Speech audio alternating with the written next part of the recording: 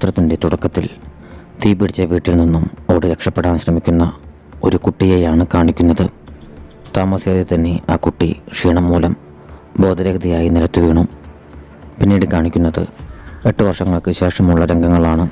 Phoenix എന്നൊരു പെൺകുട്ടി കാട്ടിലൂടെ നായയെ പേടിച്ച് ഓടി മാറിക്കൊണ്ടിരിക്കുകയാണ്. ഭീതിയോടെ അവൾ ഒരു കാറിനരികിലേക്ക് ഓടി അതിലുണ്ടായിരുന്ന തോക്ക് കയ്യിലെടുത്തു. ഉടനെ നോർമൻ എന്ന അന്ധനായ മനുഷ്യൻ അവളെ പിടികൂടുകയും അവളുടെ കയ്യിൽ നിന്നും തോക്ക് വാങ്ങുകയും ചെയ്തു. അത് മറ്റാരുമായിരുന്നില്ല, 11 വയസ്സുള്ള ഫീനിക്സ് എന്ന ആ ഒരു കുട്ടിയുടെ പിതാവ് തന്നെയായിരുന്നു. നീ എൻ്റെ ടെസ്റ്റിൽ പരാജയപ്പെട്ടുവെന്ന് നോർമൻ അവളോട് പറഞ്ഞു. നോർമൻ അതിജീവനത്തിനായി ഫിനിക്സിനെ ആയോധന മുറകൾ പഠിപ്പിക്കുകയായിരുന്നു. വർഷങ്ങൾക്ക് മുൻപ് നിൻ്റെ അമ്മ വീടിനെ തീ വെച്ചെന്നും അങ്ങനെ അവർ മരണപ്പെട്ടുവെന്നും നോർമൻ ഫിനിക്സിനോട് പറഞ്ഞു. മാത്രവുമല്ല, അവളോടൊപ്പമുള്ള ഫോട്ടോകളെല്ലാം ആ വീടിനോടൊപ്പം കത്തിച്ചാമ്പലായി പോയെന്നും നോർമൻ ഫിനിക്സിനെ അറിയിച്ചിരുന്നു. എന്നാൽ കുട്ടിക്കാലത്ത് അവളുടെ അമ്മ അവൾക്ക് പാടിക്കൊടുത്തിരുന്ന പാട്ട് മാത്രം ഇപ്പോഴും ഫിനിക്സിൻ്റെ ഓർമ്മയിലുണ്ട്. ഇടയ്ക്കിടെ അവൾ ആ ഒരു പാട്ട് പാടാറുണ്ടായിരുന്നു. നോർമൻ ആരെയൊക്കെയോ ഭയപ്പെട്ടിരുന്നു. അതിനാൽ തന്നെ ഫിനിക്സിനെ ഒറ്റയ്ക്ക് പുറത്തുവിടാൻ അയാൾ ഇഷ്ടപ്പെട്ടിരുന്നില്ല. എന്നാൽ ഒരു ദിവസം തൻ്റെ കുടുംബ സുഹൃത്തായ ഹെർണാൻഡസിനൊപ്പം നഗരത്തിലേക്ക് പോകാൻ അവൻ അവളെ അനുവദിച്ചു. പോകുന്ന വഴിയിൽ കത്തിക്കരിഞ്ഞിരുന്ന തൻ്റെ പഴയ ആ ഒരു വീട്ടിലേക്ക് ഫിനിക്സ് ചെന്നിരുന്നു. അമ്മയുടെ ഓർമ്മയ്ക്കായി കുറച്ച് പുഷ്പങ്ങൾ അവിടെ വയ്ക്കാനായിരുന്നു അവൾ അങ്ങോട്ടേക്ക് പോയിരുന്നത്. എന്നാൽ ഈ ഒരു സമയത്ത് ഫിനിക്സ് നിഗൂഢമാർന്നൊരു ശബ്ദം കേൾക്കാനിടയായി. ഭീതിയോടെ ഫിനിക്സ് ഉടൻ തന്നെ അവിടെ നിന്നും പുറത്തേക്ക് ഓടി. ഇതേസമയം കുട്ടികളെ തട്ടിക്കൊണ്ടുപോയി അവയവങ്ങൾ വിൽക്കുന്ന മാഫിയകളെപ്പറ്റി ടി വിയിൽ വാർത്തകൾ കാണിക്കുന്നുണ്ടായിരുന്നു. ടൗണിലെത്തിയതോടെ ഓർഫനേജിലെ കുട്ടികൾ പാർക്കിൽ കളിക്കുന്നത് കണ്ട് അവരോടൊപ്പം കളിക്കാനായി ഫിനിക്സിനും ആഗ്രഹമുണ്ടായിരുന്നു. എന്നാൽ നോർമനെ അതൊന്നും ഇഷ്ടമില്ലാത്തതുകൊണ്ട് അവൾ കളിക്കാനായി പോയിരുന്നില്ല. പിന്നീട് ഫിനിക്സ് യൂറിൻ പാസ് ചെയ്യാനായി അവിടെ ഉണ്ടായിരുന്ന ഒരു വാഷ്റൂമിലേക്ക് പോവുകയാണ്. എന്നാൽ ഈ ഒരു സമയത്ത് പുറകിൽ നിന്നും റെയ്ലാൻ എന്നൊരു ഗുണ്ടാ നേതാവ് അവളെ വീക്ഷിക്കുന്നുണ്ടായിരുന്നു. ഈ ഒരു സമയത്ത് ഫിനിക്സിനൊപ്പം അവളുടെ നായയുണ്ടായിരുന്നതുകൊണ്ട് റെയ്ലാൻ അവളെ ഉപദ്രവിക്കാൻ തുനിഞ്ഞില്ല. മാത്രവുമല്ല, അവളുടെ കൂടെ വന്നിരിക്കുന്ന ഹെർണാണ്ടസ് ഒരു സൈനിക റേഞ്ചറാണ്. തിരികെ വീട്ടിലേക്ക് പോകുന്ന സമയത്ത് ഫിനിക്സിനെ റെയ്ലാൻ്റെ ആളുകൾ പിന്തുടരുന്നുണ്ടായിരുന്നു. അവരുടെ വാഹനത്തിൽ അവയവങ്ങൾ കൊണ്ടുപോകാൻ ഉപയോഗിച്ചിരുന്ന ഒരു ബോക്സും ഉണ്ടായിരുന്നു. ഫിനിക്സിനെ നോർമൻ്റെ പക്കലാക്കിയതിനു ശേഷം ഹെർണാണ്ടസ് അവിടെ നിന്നും തിരിച്ചു പോവുകയാണ്. എന്നാൽ പോകുന്ന വഴിയിൽ റെയ്ലാൻ്റെ ആളുകൾ ഹെർണാണ്ടസിൻ്റെ വാഹനം തടഞ്ഞു. അതോടെ ഹെർണാണ്ടസ് പുറത്തേക്കിറങ്ങി റെയ്ലാനോട് വാഹനം മാറ്റാനായി ആവശ്യപ്പെടുകയാണ്. എന്നാൽ ഈ ഒരു തക്കത്തിന് റെയ്ലാൻ്റെ ആൾ ഹെർണാണ്ടസിൻ്റെ വാഹനത്തിലേക്ക് പ്രവേശിച്ചിരുന്നു. റെയ്ലാൻ അവൻ്റെ വാഹനം മാറ്റിയതോടെ ഹെർണാണ്ടസ് തൻ്റെ വാഹനത്തിലേക്ക് ചെന്നു. അവൾ പോലീസിനെ വിളിക്കാനൊരുങ്ങി. ഉടനെ റെയ്ലാൻ്റെ ആൾ അവളുടെ ദേഹത്തേക്ക് ചാടി വീഴുകയും അതിക്രൂരമായി അവളെ കൊലപ്പെടുത്തുകയും ചെയ്തു. ഇതേ നേരം ഫിനിക്സ് തനിക്ക് ഒരു സാധാരണയാളെ പോലെ ജീവിക്കണമെന്നും പറഞ്ഞ് നോർമാനോട് ദേഷ്യപ്പെടുകയാണ്. കാരണം ആരെയോ ഭയപ്പെട്ടിരുന്ന നോർമാൻ അവളെ സ്കൂൾ ഉൾപ്പെടെ എവിടേക്കും പോകാൻ അനുവദിച്ചിരുന്നില്ല. ഇതേസമയം റെയ്ലിൻ്റെ ആളുകൾ നോർമൻ്റെ വീടിൻ്റെ പരിസരത്തേക്ക് പ്രവേശിച്ചിരുന്നു. താമസിയാതെ തന്നെ അവർ നോർമൻ്റെ നായയെ വെടിവെച്ചു കൊന്നു. ഈ ഒരു സമയത്താണ് നായയ്ക്ക് ഭക്ഷണം കൊടുക്കാനായി അന്ധനായ നോർമൻ പുറത്തേക്ക് ഇറങ്ങുന്നത്. അങ്ങനെ നായ താൻ കൊടുത്തിരുന്ന ഭക്ഷണം കഴിച്ചിട്ടില്ലെന്ന് നോർമൻ തിരിച്ചറിഞ്ഞു. സംശയത്തോടെ നോർമൻ തിരികെ വീടിനകത്തേക്ക് പോയി. ഈ നേരത്ത് റെയ്ലാൻ്റെ ആളുകൾ വീടിനകത്തുണ്ടായിരുന്നെങ്കിലും അന്ധനായിരുന്നതിനാൽ നോർമൻ അവരെ കണ്ടിരുന്നില്ല. ഭാഗ്യവശാൽ വീടിനകത്തേക്ക് അതിക്രമിച്ചു കയറിയിരുന്ന റെയ്ലാൻ്റെ ആളുകളെ ഫിനിക്സ് കണ്ടിരുന്നു. ഇതേസമയം പുറത്തിറങ്ങി നായയെ അന്വേഷിച്ചിരുന്ന നോർമൻ അതിൻ്റെ മൃതശരീരം കണ്ടെത്തിയിരുന്നു. നിർഭാഗ്യവശാൽ രക്ഷപ്പെടാനുള്ള ശ്രമത്തിനിടെ ഫീനിക്സിനെ റെയ്ലാൻ്റെ ആളുകൾ കാണാനിടയായി. ഉടനെ ജനലിൻ്റെ പുറകിൽ നിന്നും നോർമൻ അയാളെ പിടികൂടുകയും ഫിനിക്സിനോട് ഓടി രക്ഷപ്പെടാനായി പറയുകയും ചെയ്തു. ഉടൻ തന്നെ ഫീനിക്സ് ബേസ്മെൻറ്റിലേക്ക് ഓടി അവിടെ ഉണ്ടായിരുന്ന ഒരു സേഫിനുള്ളിലായി ഒളിച്ചിരിക്കുകയാണ്. അവൾക്ക് തൊട്ടുപുറകിലായി റെയ്ലാൻ്റെ ആളുകളുണ്ടായിരുന്നു. ഇതേസമയം നോർമൻ മൽപ്പിടുത്തത്തിനിടെയുണ്ടായ തൻ്റെ മുറിവ് പശ വെച്ച് ഒട്ടിക്കുകയായിരുന്നു. നോർമനെ അന്വേഷിച്ച് റെയ്ലാൻ്റെ ഒരു കൂട്ടാളി അങ്ങോട്ടേക്കെത്തി. അയാളോടെ പശ വെച്ച് വായും മൂക്കും ഒട്ടിച്ച നിലയിൽ തൻ്റെ സഹോദരനായ റെയ്ലാൻ്റെ സംഘാംഗത്തെ കാണാനിടയായി. ഉടൻ തന്നെ കവിളിൽ ദ്വാരമുണ്ടാക്കി ആ മനുഷ്യൻ തൻ്റെ സഹോദരനെ രക്ഷിച്ചു. ശേഷം ചില്ലകഷ്ണം ഉപയോഗിച്ച് കീറി നോർമൻ ഒട്ടിച്ചു വെച്ചിരുന്ന വായ അയാൾ തുറന്നു. ശേഷം അവരിരുവരും നോർമനെ കണ്ടെത്താനുള്ള അന്വേഷണങ്ങൾ ആരംഭിച്ചു. ഇതേ സമയം ബേസ്മെൻറ്റിൽ ഫീനിക്സ് ഒളിച്ചിരുന്നിരുന്ന പെട്ടിക്കകത്തേക്ക് റെയ്ലാൻ്റെയാൾ വെള്ളം നിറയ്ക്കുകയായിരുന്നു. ശേഷം അയാൾ ഒരു വൈദ്യുത കമ്പിയെടുത്ത് അതിനകത്തേക്കിടുകയാണ്. സേഫിനകത്ത് വെള്ളം നിറഞ്ഞാൽ ഫിനിക്സ് ഷോക്കടിച്ച് മരണപ്പെടും. ഈ സമയത്ത് ഓണാക്കിയ ഒരു ഗ്യാസ് സിലിണ്ടറുമായി നോർമൻ അവിടേക്ക് എത്തുകയാണ്. അതുകൊണ്ട് തന്നെ തോക്ക് ഉപയോഗിച്ചാൽ എവിടെ മുഴുവൻ പൊട്ടിത്തെറിക്കും എന്ന് മനസ്സിലാക്കിക്കൊണ്ട് റെയ്ലാൻ്റെയാൾ നോർമനെ വെടിവെച്ചില്ല. ശേഷം ഇരുവരും തമ്മിൽ ശക്തമായ സംഘട്ടനം അരങ്ങേറുകയാണ്. ഈ ഒരു സമയത്തിനുള്ളിൽ തന്നെ ഫീനിക്സ് വെള്ളത്തിനുള്ളിൽ മുങ്ങിപ്പോയിട്ടുണ്ടായിരുന്നു. വെള്ളം അതിനകത്തേക്ക് ഇട്ടിരുന്ന ഇലക്ട്രിക് വയറിൽ തട്ടാറായി. ഉടനടി നോർമൻ ആ ഒരു വയറ പുറത്തേക്ക് വലിച്ചെടുത്തു. ശേഷം ഒരു മേശയ്ക്ക് പുറകിലായി ഒളിച്ചിരുന്നു കൊണ്ട് നോർമൻ ആ വയറ് ഷോട്ട് ചെയ്യിപ്പിച്ചു. അതോടുകൂടി തീയാളിക്കത്തുകയും അതിൽപ്പെട്ട് അവിടെ ഉണ്ടായിരുന്ന റെയ്ലാൻ്റെയാൾ കൊല്ലപ്പെടുകയുമാണ്. ഈ ഒരു സമയത്താണ് തൻ്റെ നായയെയും കൂട്ടി റെയ്ലാൻ അങ്ങോട്ടേക്ക് നേരിട്ടെത്തുന്നത്. അതേസമയം സേഫ് തുറന്ന നോർമൻ ഫീനിക്സിനെ രക്ഷപ്പെടുത്തിയിരുന്നു. ബേസ്മെൻറ്റിൽ നിന്നും പുറത്തേക്കിറങ്ങി രക്ഷപ്പെടാൻ ശ്രമിക്കുന്നതിനിടെ റെയ്ലാനും കൂട്ടരും ചേർന്ന് നോർമനെ അടിച്ചു വീഴ്ത്തി.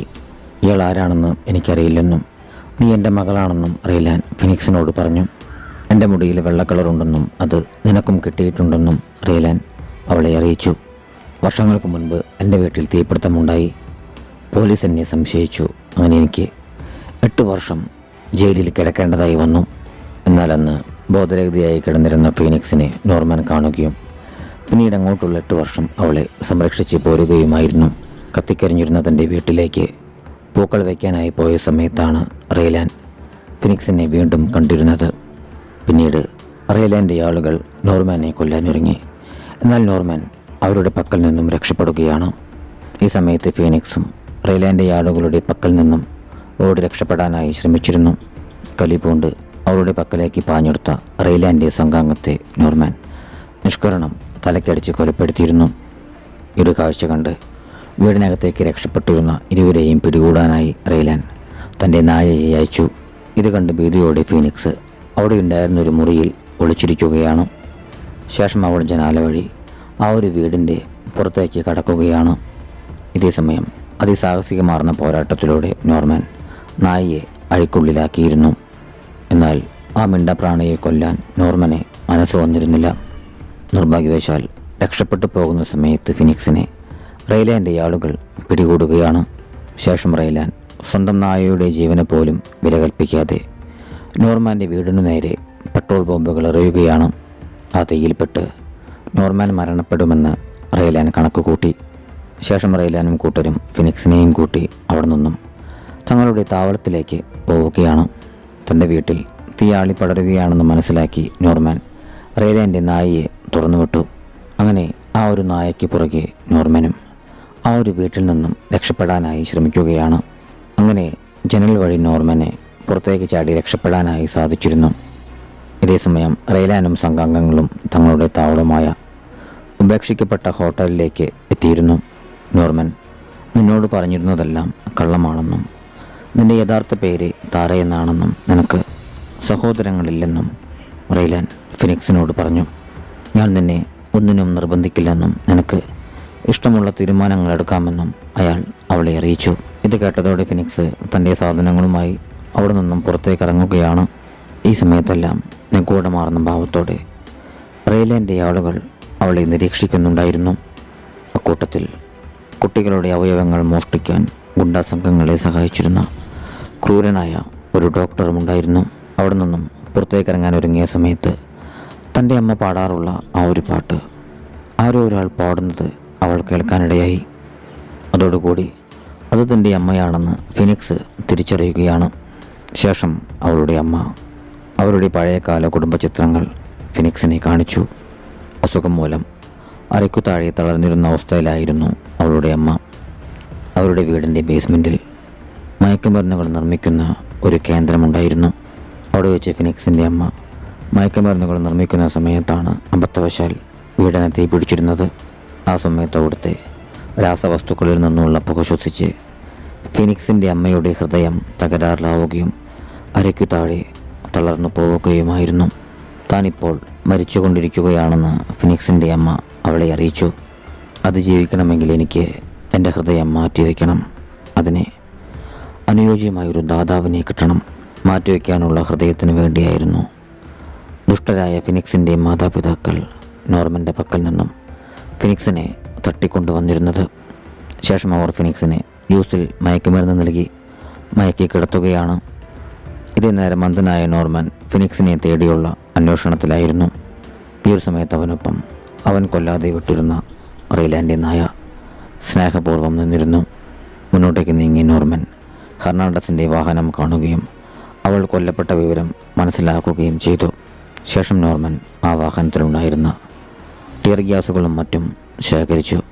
പിന്നീട് അയാൾ റെയ്ലാൻ്റെ നായയുടെ സഹായത്തോടെ അവൻ്റെ താവളം ലക്ഷ്യമാക്കി നീങ്ങുകയാണ്. ഈ ഒരു സമയത്താവട്ടെ റെയ്ലാൻ ഫിനിക്സിൻ്റെ ഹൃദയം അവളുടെ അമ്മയ്ക്ക് മാറ്റിവെക്കാനുള്ള തയ്യാറെടുപ്പിലായിരുന്നു. ഹൃദയം കേടുകൂടാതെ സൂക്ഷിക്കാനുള്ള സൗകര്യങ്ങൾ ഇവിടെയില്ല. അതിനാൽ തന്നെ ഫിനിക്സിനെ ജീവനുള്ളപ്പോൾ തന്നെ അവളുടെ ഹൃദയം മുറിച്ചെടുക്കേണ്ടി വരുമെന്ന് ഡോക്ടർ റെയ്ലാനെ അറിയിച്ചു.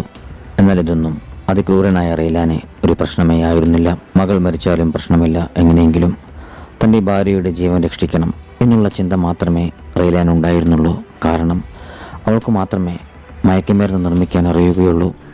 റെയ്ലാൻ ചെയ്യാൻ ഉദ്ദേശിച്ചിരുന്ന ഈ ഒരു ക്രൂരമായ കൃത്യം റെയ്ലാൻ്റെ സംഘാംഗമായിരുന്ന റോക്കിക്ക് തീരെ അങ്ങ് ഇഷ്ടപ്പെട്ടിരുന്നില്ല. ഡോക്ടർ ഫിനിക്സിൻ്റെ ശരീരം കീറി മുറിക്കാനൊരുങ്ങിയ സമയത്ത് ഉടനെ ആ ബിൽഡിങ്ങിലെ കറണ്ട് പോയി.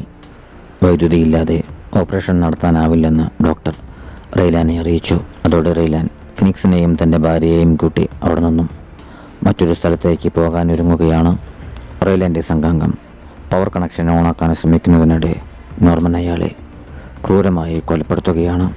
ശബ്ദം കേട്ട് റെയ്ലാൻ്റെ റോക്കി അടക്കമുള്ള 4 കൂട്ടാളികൾ കൂടി അവിടേക്കെത്തി. പക്ഷേ അവർക്ക് കാണാനായി സാധിച്ചത് അവിടെയുണ്ടായിരുന്ന വെള്ളത്തിൽ നിശ്ചലനായി കിടക്കുന്ന നോർമനെയാണ്. നോർമൻ മരിച്ചെന്നുള്ള ധാരണയിൽ റോക്കി ഒഴികെയുള്ള 3 പേരും അവൻ്റെ പക്കലേക്ക് ചെല്ലുകയാണ്. വെള്ളത്തിൻ്റെ ഓളങ്ങളിലൂടെ 3 പേരുടെയും സ്ഥാനം നോർമൻ വിദഗ്ധമായി മനസ്സിലാക്കി. പൊടുന്നനെ ചാടി എഴുന്നേറ്റ നോർമൻ ആ 3 പേരെയും വെടിവെച്ച് കൊലപ്പെടുത്തി. ഞാൻ നിങ്ങളെ ഉപദ്രവിക്കില്ലെന്നും അവർ ഫിനിക്സിനെ കൊല്ലാൻ പോവുകയാണെന്നും അവർക്കൊപ്പമുണ്ടായിരുന്ന റോക്കി നോർമനോട് പറഞ്ഞു. അതേസമയമാവട്ടെ റെയ്ലാനും ഭാര്യയും ഫിനിക്സിനെയും കൂട്ടി ഡോക്ടർക്കൊപ്പം അവിടെ നിന്നും രക്ഷപ്പെടാനുള്ള ഒരുക്കത്തിലാണ്. പൊടുന്നനെ നോർമൻ അവർക്കു നേരെ ടിയർ ഗ്യാസുകൾ എറിഞ്ഞു. അതോടെ നോർമനെ പിടികൂടാനായി തോക്കുമായി റെയ്ലാൻ മുന്നോട്ടേക്ക് നീങ്ങി. പക്ഷേ റെയ്ലാനെ കാണാനായി സാധിച്ചിരുന്നത് നോർമൻ്റെ കൈകളാൽ കൊല്ലപ്പെട്ടിരുന്ന ഡോക്ടറുടെ മൃതശരീരമായിരുന്നു. പിന്നീട് റെയ്ലനും അവിടെ ഉണ്ടായിരുന്ന നോർമനും തമ്മിൽ ശക്തമായ സംഘട്ടനം അരങ്ങേറുകയാണ്. ഒരു സമയത്ത് ടിയർ ഗ്യാസ് ശ്വസിച്ച് ഫിനിക്സിൻ്റെ അമ്മയുടെ വായിൽ നിന്നും രക്തം വരികയും അവർ ബോധരഹിതയാവുകയും ചെയ്തു. അതോടെ ആ സ്ത്രീ ഇരുന്നിരുന്ന വീൽചെയറിൽ നിന്നും താഴേക്ക് വീഴുകയാണ്. ഫിനിക്സിൻ്റെ കൈയും അവളുടെ അമ്മയുടെ കൈയും ഒരു ചങ്ങലയാൽ ബന്ധിച്ചിരുന്നു. അതിനാൽ തന്നെ ആ ഒരു ചങ്ങല വഴി ഫിനിക്സിൻ്റെ അമ്മ ഫിനിക്സിൻ്റെ കയ്യിൽ തൂങ്ങിക്കിടക്കുകയാണ്. ആ സ്ത്രീയുടെ ഭാരം മൂലം പിന്നാലെ ഫിനിക്സും താഴേക്ക് നിരങ്ങി നീങ്ങുവാൻ ആരംഭിച്ചു. മറ്റു മാർഗമില്ലാതെ ഫിനിക്സ് അവിടെ കിടന്നിരുന്ന ഒരു വാൾ ഉപയോഗിച്ച് ആ സ്ത്രീയുടെ കൈ വെട്ടിമാറ്റി. അതോടെ ഫിനിക്സിൻ്റെ അമ്മ താഴേക്ക് വീണ് കൊല്ലപ്പെട്ടു. സംഘട്ടനത്തിനിടെ നോർമൻ റെയ്ലൻ്റെ കണ്ണുകൾ കുത്തിപ്പൊട്ടിച്ചിരുന്നു. അതോടെ അവൻ മരണപ്പെട്ടുവെന്നാണ് നോർമൻ കരുതിയിരുന്നത്. ഈ ഒരു സമയത്ത് ഫിനിക്സ് നോർമൻ്റെ പക്കലേക്ക് ഓടി വരികയാണ്. അതോടെ തന്നെ വിട്ടുപോകാനായി നോർമൻ ഫിനിക്സിനോട് പറയുകയാണ്. മാത്രവുമല്ല റെയ്ലൻ അവളോട് പറഞ്ഞിരുന്ന കാര്യങ്ങളെല്ലാം സത്യമായിരുന്നെന്നും അവർ തന്നെയാണ് ഫിനിക്സിൻ്റെ മാതാപിതാക്കളെന്നും അയാൾ അവളെ അറിയിച്ചു.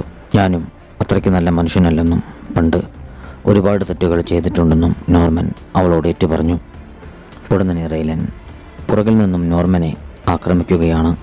ഈ ഒരു കാഴ്ച കണ്ടതോടെ ഫിനിക്സ് കയ്യിലുണ്ടായിരുന്ന വാളുപയോഗിച്ച് തൻ്റെ പിതാവായ റെയ്ലാനെ കുത്തിക്കൊന്നു. ഫിനിക്സ് നോർമനെ രക്ഷിക്കാനായി ശ്രമിച്ചെങ്കിലും നോർമൻ അതിനു സമ്മതിച്ചില്ല. ശേഷം നോർമൻ മരിച്ചെന്നും കരുതി ഫിനിക്സ് അവിടെ നിന്നും ടൗണിലുള്ള അനാഥാലയത്തിലെ കുട്ടികളുടെ പക്കലേക്ക് പോവുകയാണ്. അവർ ഫിനിക്സിനോട് പേര് ചോദിച്ചു. അപ്പോൾ അവൾ നോർമൻ തനിക്കിട്ടിരുന്ന ഫിനിക്സ് എന്ന ആ ഒരു പേരാണ് അവരോട് പറഞ്ഞിരുന്നത്. ശേഷം കാണിക്കുന്നത് നോർമൻ്റെ പക്കലേക്ക് സ്നേഹത്തോടെ ചെല്ലുന്ന റീലാൻ്റെ ആ ഒരു നായയെയാണ്. ഈ ഒരു സമയത്ത് നോർമൻ്റെ കൈ അനങ്ങുന്നുണ്ടായിരുന്നു. നോർമൻ ഇപ്പോഴും ജീവനോടെയുണ്ടെന്ന് കാണിച്ചുകൊണ്ട് ചിത്രം അവസാനിക്കുകയാണ്.